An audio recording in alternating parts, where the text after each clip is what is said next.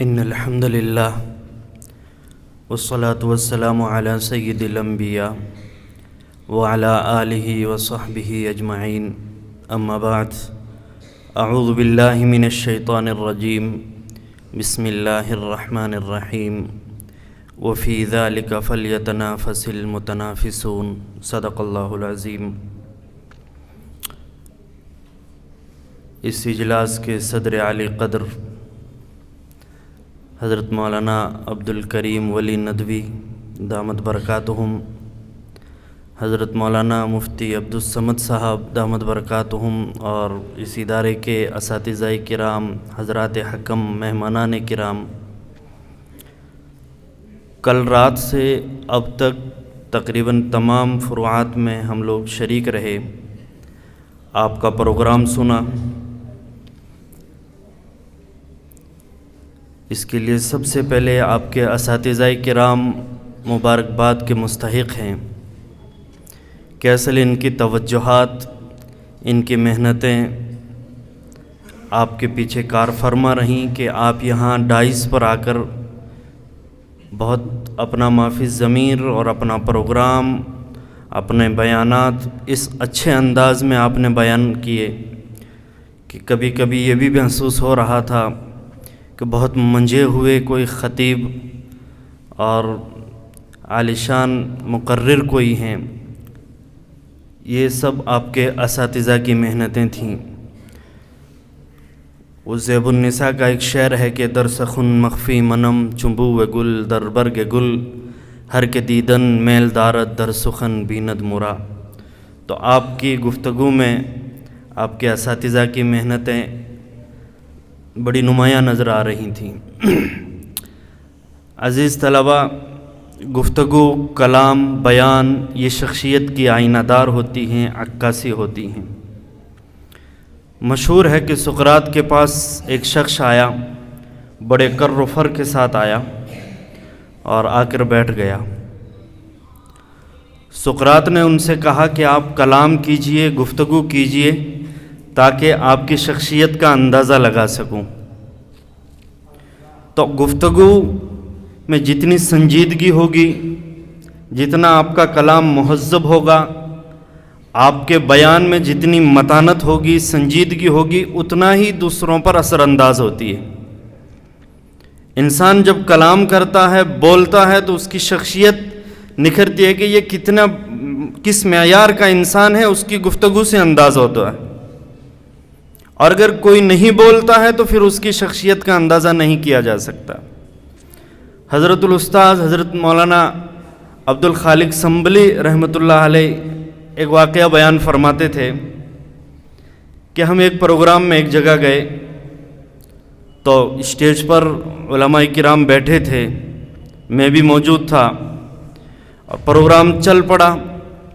جتنے اہل علم تھے وہ سب یک کے بعد دیگرے آتے ہیں اور اپنی بیان، اپنی گفتگو کر کے بیٹھتے ہیں۔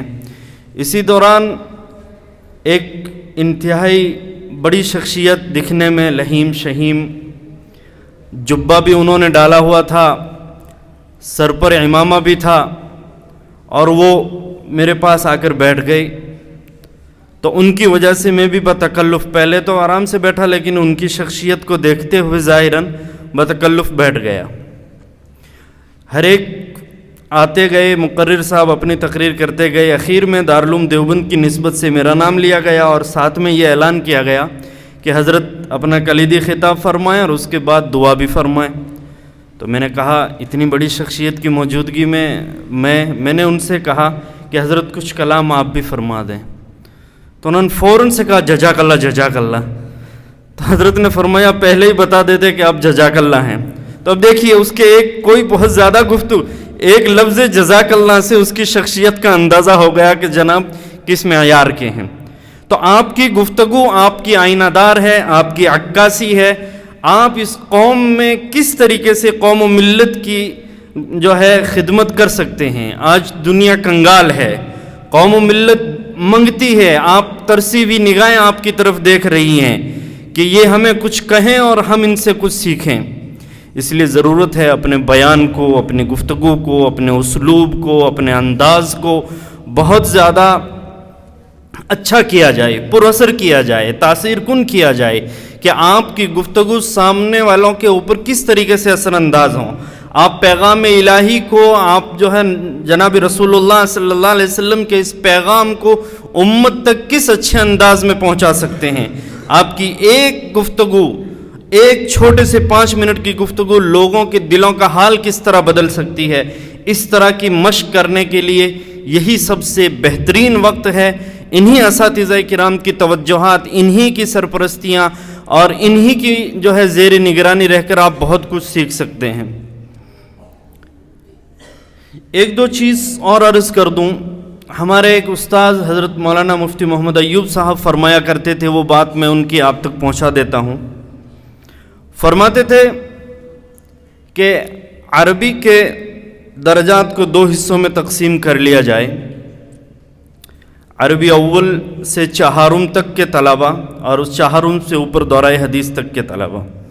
عربی اول سے چہارم تک کا کوئی طالب علم بغیر رٹی تقریر نہ کرے، بلکہ وہ تقریر کو رٹے اور خوب رٹے. جتنی رٹ سکتے ہیں اس دوران اشعار ہوں انہیں بھی خوب یاد کیے، مضامین کو ہو بہو نقل کر کے بولیں.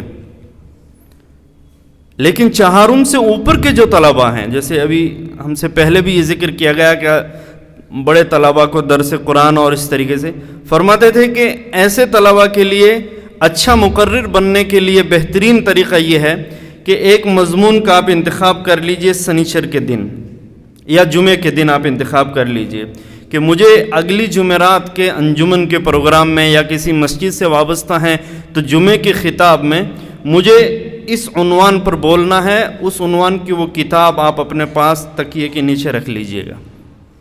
آپ سب کام کر چکے ہیں سوائے سونے کے، اب کچھ نہیں. مفتی صاحب فرماتے حتیٰ کہ آپ سونے کی دعا پڑھ چکے ہیں، اس کے بعد آپ وہ کتاب یا مضمون نکالیں اور بہت گہرائی کے ساتھ مطالعہ کر کے رکھ دیں اور بھول جائیں.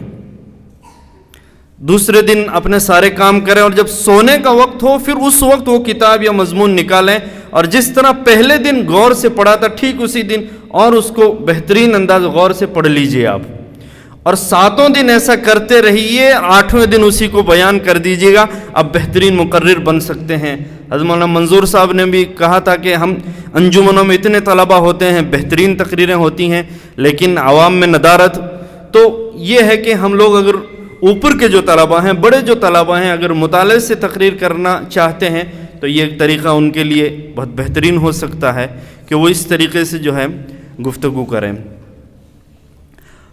نعت و نظم میں جو طلبہ تھے ان سے ایک مشورہ بلکہ درخواست ہے کہ نعتوں میں یا اس کے نظم میں یا حمد کے جو انتخاب میں اپنے اساتذہ سے مشورے کے بعد ہی کریں. ہم نے محسوس کیا ہے کہ کچھ نعتیں اس طرح کی بھی یہاں ہوئیں جو شرکیہ بھی تھیں یا عقیدے پر زد بھی آتی ہے یا کم سے کم نامناسب بھی تھیں. تو بہت ساری نعتیں ایسی آئی بھی تھیں. تو اس کے لیے یہ کوشش کریں کہ آپ اس کے لیے اپنے اساتذہ سے مشورہ کریں. آپ ان کو پہلے دکھائیں کہ ہم یہ کلام پڑھنا چاہتے ہیں. جتنا ہو سکے معیاری کلام پڑھیں آپ، اور اہل حق علماء اور صاحب دل علماء کے جو ہے کلام کو پڑھا جائے. ہو سکتا ہے اس میں آپ کو ترنم میں دقت آ رہی ہو، لیکن بہت اچھا ترنم ہے ایک کلام کا، لیکن وہ کلام مشرکانہ یا کم سے کم نامناسب اشعار پر جو ہے مشمول ہے، تو بہرحال اس سے اجتناب کرنا چاہیے. یہی چیزیں ہم لوگوں کو یہاں سے جو ہے سیکھنی ہیں. تو بہرحال یہ چند باتیں تھیں جو میرے ذہن میں، اور بہت جو ہے عمدگی کے ساتھ آپ حضرات نے، ایک ہم نے لکھا بھی تھا کہ تقریر کرنے میں بعض جگہ یہاں بھی چند طلبہ نے، لیکن اکثریت اس سے پاک رہی کہ تقریر کرتے وقت ہم یہ آواز ہماری اتنی بلند ہو جاتی ہے کہ وہ چیخ و پکار یا بے ڈھنگا پن یا پھوہڑ پن اس کو ہم کہہ لیں، اس حد تک ہم لوگ چلے جاتے ہیں. یعنی ہمارا سارا زور اس پر ہوتا کہ جتنے زور سے بولیں گے ہم لوگ اتنا ہی جو ہے ہمارے نمبرات ملیں گے، جبکہ ایسا نہیں ہے. آپ کے بولنے میں، آپ کے کلام میں ایک اعتدال ہونا چاہیے. آپ اتنے زور سے بولیں گے، چیخیں گے، چلائیں گے تو یہ آپ کا انداز خطاب ٹھیک نہیں ہے اور اس سے آپ کے نمبرات کٹیں گے. آواز میں ایک خاص قسم کا اعتدال ہونا چاہیے.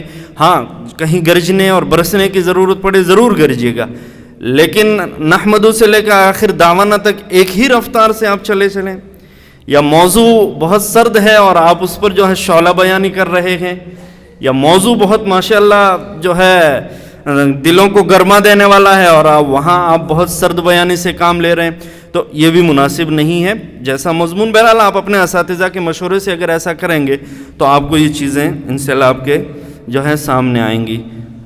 میں جو ہے خود زیادہ اس بات کا مستحق اور محتاج ہوں کہ میں حضرات علماء کرام کی جو ہے بیانات اور گفتگو کو سنوں۔ اگر دوران کلام کوئی جو ہے اپنے منصب و مقام سے بڑی کوئی بات کہہ گیا ہوں تو میں اس کے لیے معذرت خواہ ہوں، اور جزاک اللہ خیر و احسن الجزا، وآخر دعوانا الحمدللہ رب العالمین۔